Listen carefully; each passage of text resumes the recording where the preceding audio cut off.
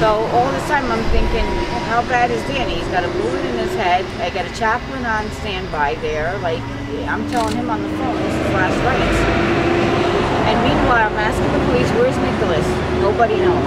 In the hospital, do you have Nicholas here? No, we don't know what you're talking about. I said, but nobody knows where my son is. So I was kind of thinking that my one son shot the other son. And my husband's telling me, no, that's not true. They loved each other. And I'm saying, well, why won't anybody tell me anything? So meanwhile, I have my phone on me. It's ringing. It's a Facebook status. It's a family member. It's a co-worker. Rest in peace, Nicholas. Rest in peace, Nicholas. Rest in peace, Ashley. Rest in peace, Danny. And I'm like, what's going on? And so I call Nicholas's ex-girlfriend and say, why are you writing stuff on Facebook? And she says, well, don't you, she says, you want me to take it down? I said, no, why are you writing it? What do you know that I don't know?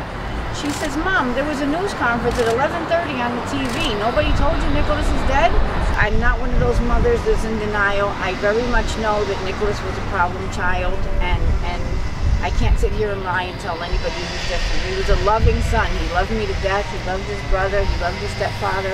He loved his little stepbrother. He took him for slushy time. He was a good kid, but he was troubled. You know, Yeah. He lost his father when he was 12. His father had nothing to do with him. We tried rehabs. We tried juvenile facilities. No. You know what? He had a court case this coming Friday. As a mom, I basically mentally prepared myself for him being sent to jail this Friday.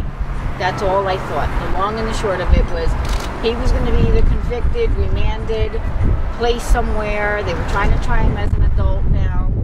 He had another fight recently. He had an anger problem. So I thought, well, wow, we're going in Friday and he has new charges and old charges and they're just going to throw him in jail.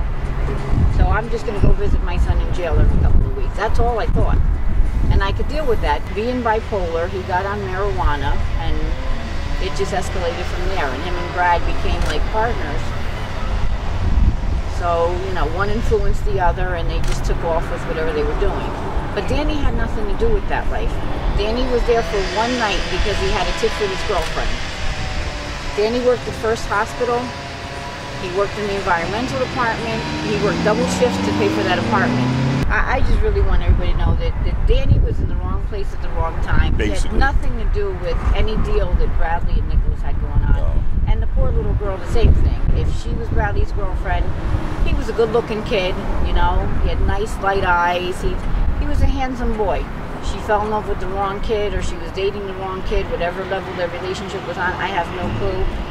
But she was not a part of their world, you know. Supposedly she went to prep school or something. She was, you know, the mother said she was an honor roll student. She was a tiny little thing, you know.